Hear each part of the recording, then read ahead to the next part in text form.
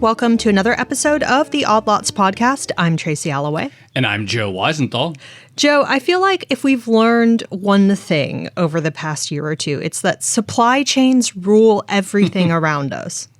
Yes, that's exactly right. Everything, I mean, you can't talk, this is something I've been thinking about a lot, actually, which is that you really can't talk about a good, any sort of good, whether it's a washing machine or a piece of lumber for a house or something like that, without talking about the system that brings it. And so to some extent, even to talk about like goods and services as distinct categories of economic spending or whatever is kind of a fallacy, because in the end, there is nothing without the services that brought the good to you or brought the good to the factory or brought the sort of like the parts to the factory. It's all intertwined. I agree with that. So one of the things that we're realizing right now is that supply chains also play a very, very big role in military conflicts. And, you know, to some extent, I guess that would be expected, because in a military conflict, essentially you're moving lots of goods and people from one area into another area.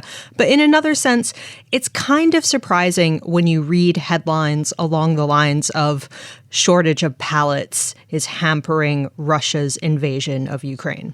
Right. There have been a lot of people talking about how like wars are very big exercises in supply chains and logistics planning. And I guess it stands to reason, but it's not something that had occurred to me up until very recently, that a lot of the supply chain stresses that we're seeing across the economy would also affect the ability of nations to conduct war, which of course needs a lot of metal and other goods and food and energy and oil, and the same thing everyone else needs. And there was a Twitter thread by talking about pallets. And of course, we've talked about pallets. We have indeed. So I'm pleased to say we are going to be continuing our conversation about pallets in today's episode, but we are going to be focusing on military applications of pallets, which there are a bunch, apparently. We are bringing back Marshall White. He is, of course, a professor emeritus at Virginia Tech and considered America's leading expert on wooden pallets. So, Mark, thanks so much for coming back on the show. Tracy, Joe, thank you very much for having me back. Thanks for coming on. Yeah, absolutely. So maybe just to begin, can you explain what role do pallets play in the military, in offense/defense? You know, I work with the corporate world in supply chain efficiency design and the role of the pallet, which of course is the interface between all of the materials handling equipment and the product being shipped. So the component is critical, and thus I've devoted an entire career to it. But there's a difference in the goals and objectives of military supply chains and corporate commerce supply chains. In the corporate world, we're continually focused on reducing cost, keeping it as lean as possible, but still versatile and reliable. So that's cost reduction. The military is very different. Number one priority is what they call preparedness. That is making sure the soldiers are prepared on the battlefield and therefore getting them what they need when they need. And cost, and I appreciate this, is a secondary issue in the military supply chain. So when you look at designs and efficiencies, there are significant differences between military and corporate commerce supply chains.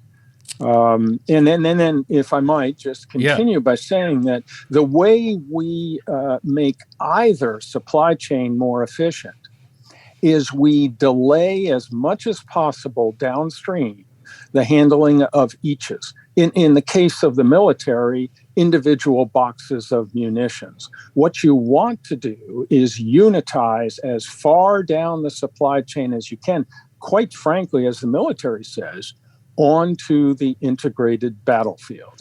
You want palletized products all the way down. That's how you gain efficiency. Ironically, it's the same in the military world as in the commerce world, and those we design.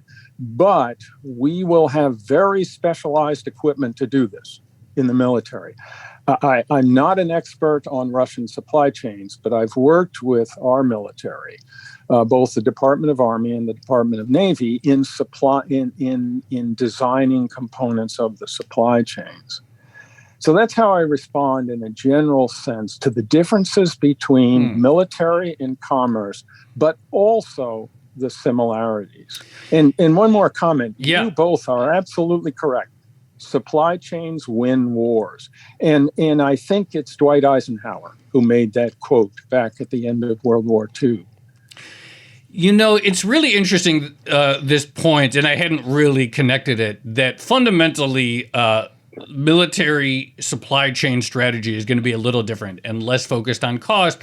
And of course, sometimes that's infamous. I recall in the 1980s, there was the huge scandal of the Pentagon purchasing $900 ashtrays for airplanes.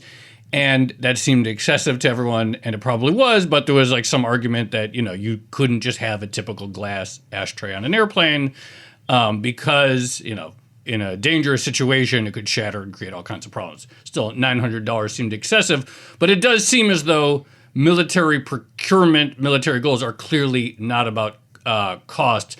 For the vendors into the military supply chain, for the experts and consultants, how does that sort of like change the thinking in terms of what the military needs? It does dramatically. Now, don't get me wrong. The military is focused on cost, but it is part of the priority, but it's not the highest priority, as I mentioned. Okay, so in our world of pallets, there are standard munition pallets. The 1085 pallet that's been around for a long, long time, it's a wood pallet. Something a little bit different, though. We had a research project with the Department of Army here at Virginia Tech years ago to, quote, harden the wood pallet. And what we mean by hardening it is to make it so you could decontaminate it from chemical or biological weapons in this theater of war, or radioactive fallout and dust.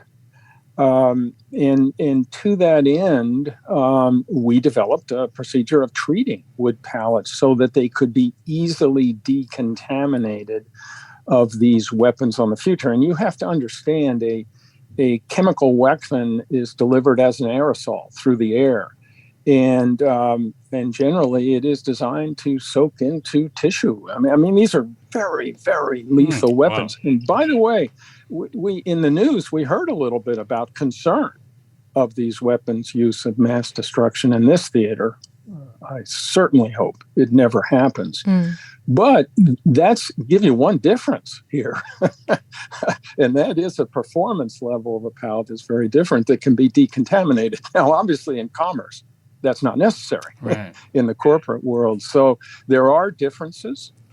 The chemical agent resistant coating, which you see on all the military vehicles, that's the purpose of that coating. It could not work on wood pallets. We had to get a different treatment.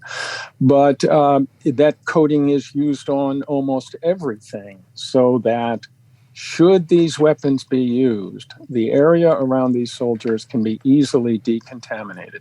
So there are some very significant performance differences.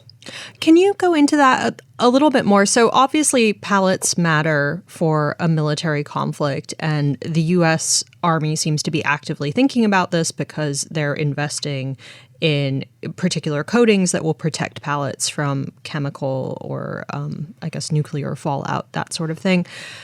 What are we actually seeing in Russia in terms of its pallet capabilities, and how do they differ from an army like the U.S. Army, and what does it mean for the Russian Army's efficiency?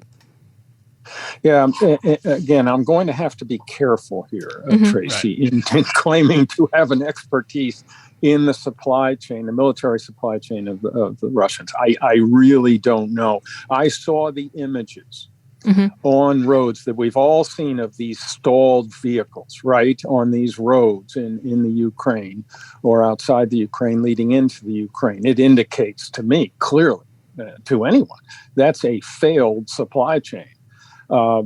for one reason or another, fuels weren't delivered, and so these vehicles are stalled. Clearly, those vehicles were intended to be part of a supply chain to transport stores and munitions. I mean, that's what the military moves. Munitions, I think you understand what those are, but stores are everything else. Clothes, shoes, food, those are what's called stores. And that looks to be a clear failure. Now, I don't know. I didn't get close-ups on the vehicles. I did read the article that you cite regarding pallet use. Listen, wood pallets used in Russia in commerce are similar to what we use here. There's nothing different. Perhaps they're metric in dimensions but compared to U.S. customary units, but they're the same. Availability of pallets could be a problem in this Russian supply chain. I cannot comment as to why that is. Okay, I find it strange. Maybe lack of planning.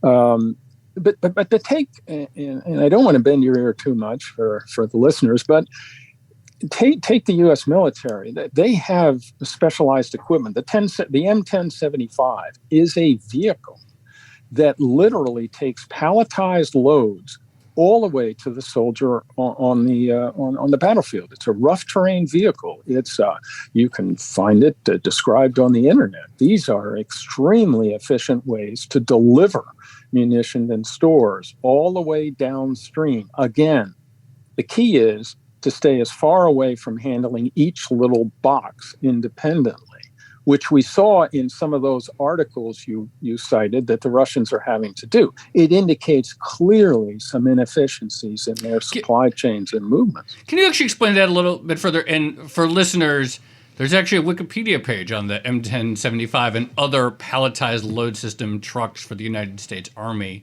so you could pull that up while you're listening. But can you just expand on that last point? What do you mean by, you just clarify and build out what you're seeing and what's a bad way of handling munitions in stores? If you have 90 boxes on a pallet and they're consolidated on a pallet, one could assume, set aside cost of handling equipment, but one can assume it's 900 times more efficient than handling each individual box, right? And so eventually, at some point, you have to handle that munition. But now here's another story. And I just I enjoyed so much working with the military and learned a lot from them about logistics. You know, the 120 millimeter shell in the tank, a rearmed tank, if you do it manually, loading boxes to the tank and then loading and rearming the tank could take 30, 40 minutes. The system of tubes and resupply is automatic. You can resupply 120 millimeter tank in 5 minutes. That's how efficient these processes and devices are that the military uses. Now take the Navy. Okay, the Navy has this whole group of what they call Lewis and Clark over-the-water resupply vessels. These are warehouses on the water. Handling unit loads, palletized loads. If you walk into the Lewis and Clark, the holds, the stowage holds in there, looks like a warehouse. Highly automated. ASRS, automatic stacking retrieval systems, robots inside these vessels. The efficiencies are remarkable. And as Eisenhower said, you know, supply chains win wars. Take Dwight Eisenhower, he's president in the 50s. What did he do? He put in the interstate highway system. He thinks logistics. He thought and understood how important the interstate highway system was going to be to commerce in this country. Goes way back. A little bit of a history lesson. Love it.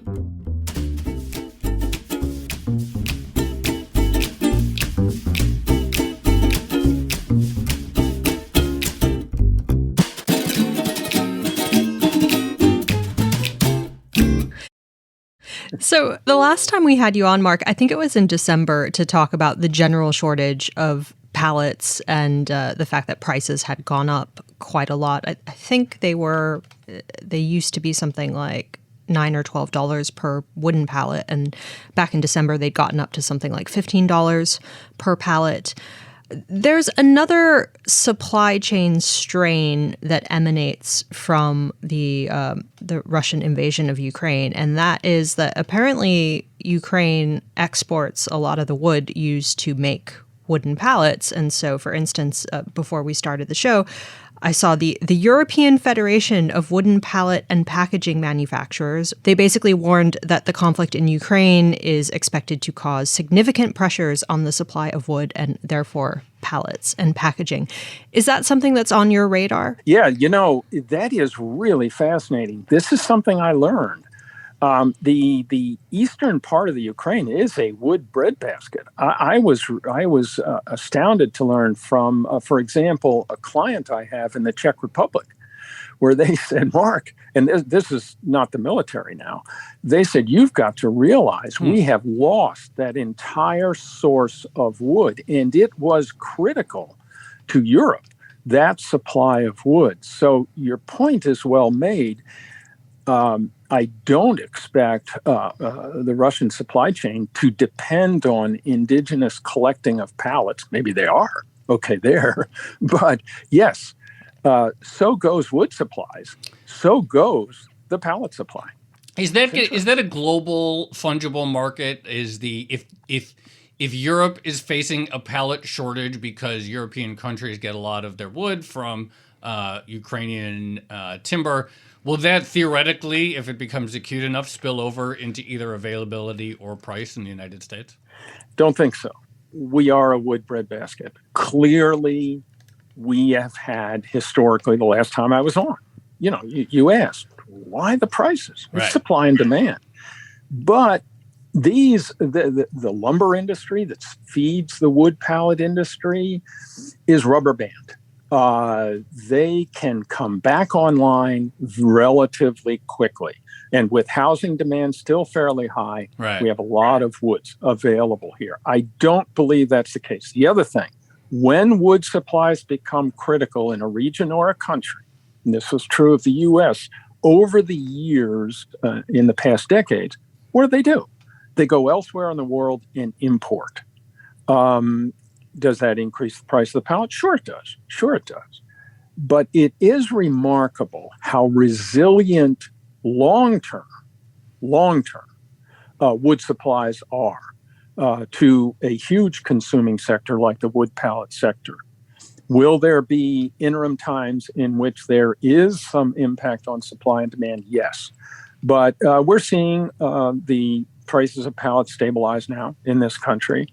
And one of the reasons is the clear adaptation of the raw material side of that supply chain. So, yes, short term, my friends, for example, in the Czech Republic, in Melnik, that company told me, it's hurting them short term. They're a veneer company, so they're buying very high quality logs. But long term, actually, one of the reasons I'm working with them is to bring those logs in from the U.S. Sorry, can you go into prices in a little bit more detail? So I mentioned back in December, I think prices were at almost $15 a pallet, something like that. You say they're stabilizing at what level, and how low do you think they might go, or how long might it take to normalize? Yeah, supply and demand it's still tight. It is still tight. So when I said stabilize, they've moderated at that level. Okay. Will they come back in price? Very slowly. Will we recover, let's say, the $10 to $15? No, that's not going to happen. That is more the nature of the market. Okay. Just like oil prices. The price of barrel goes down. Maybe it takes a little while to reach the pump. It's the same in the pallet sector. Okay. There will be a lag. So when I say that the prices have moderated or stabilized, that is correct. How much have they come down? Only a little. How much will they come down? A little bit more than a little. Okay?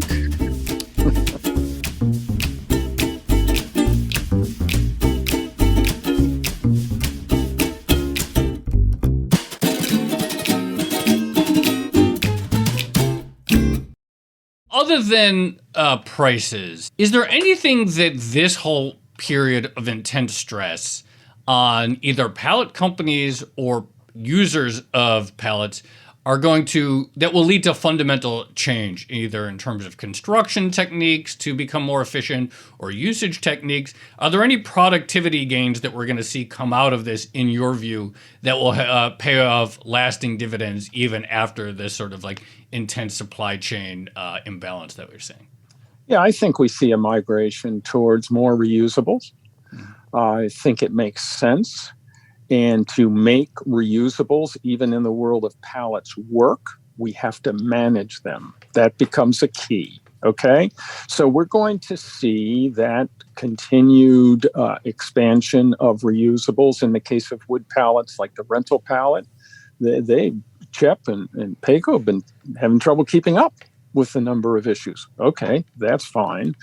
But those pallets are reused. And of course, in the plastics and the non-wood, we continue to see that growth. Okay, so yes, I think we'll see a trend towards more reusables slowly in this world. And that does enhance efficiencies. Okay, if you can manage them and not lose them. In this big country, that's a challenge. But I think that's one of the things we are going to see occur. Well, Mark, we're going to have to leave it there. But thank you so much for coming back on Odd Lots. Really appreciate your insights into military applications of pallets. Thank you. Tracy, Joe, it's been my pleasure.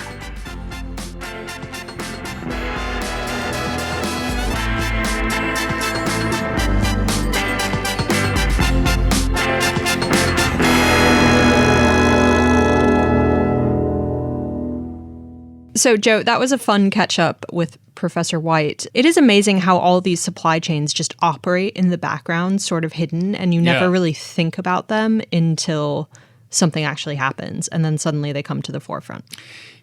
Absolutely. And it's interesting, like, look, we don't really have tremendous visibility into many aspects of the current war, let alone the specifics of Russian pallet supply. I mean, I think a lot of people are just speculating. But based on some of the images and the broader issues, it stands to reason that this is like a source of stress for the military, as it is for many others. And thinking about like some of these principles at play about unitizing military goods, palletizing them, and whether that's being done effectively and how important that is to the sort of execution of a war is really interesting. Yeah, I mean, look, it wouldn't be the first time that a battle is won or lost based on supply chain issues. And you do see some of these photos of Russian soldiers bringing out boxes from tanks and trucks and things like that. And it does seem like they're, I don't want to say disorganized, but pallets do seem to be missing from some of those images. It seems extremely inefficient. It was also just interesting, like hearing Mark talk about the sort of the differences in working with the military versus both in terms of just the priorities are different. It's not always about finding the absolute cheapest, and there are issues of sustainability and durability and being able to weather different kinds of environmental conditions than a commercial pallet. So very interesting to get a little bit of taste. It's not our normal thing, but to get a little bit of taste for how the supply chain story fits within the military context. Yeah, also wild to hear about the U.S. Army developing a coating for military pallets really to protect from chemical warfare. Absolutely. This has been another episode of the Odd Lots podcast. I'm Tracy Alloway. You can follow me on Twitter at Tracy Alloway. And I'm Joe Weisenthal. You can follow me on Twitter at The Stalwart. A big thanks to our producers, Colin Tipton and Magnus Henriksen. Follow the Bloomberg head of podcast, Francesca Levy, at Francesca Today. And check out all of our podcasts at Bloomberg under the handle @podcasts. Thanks for listening.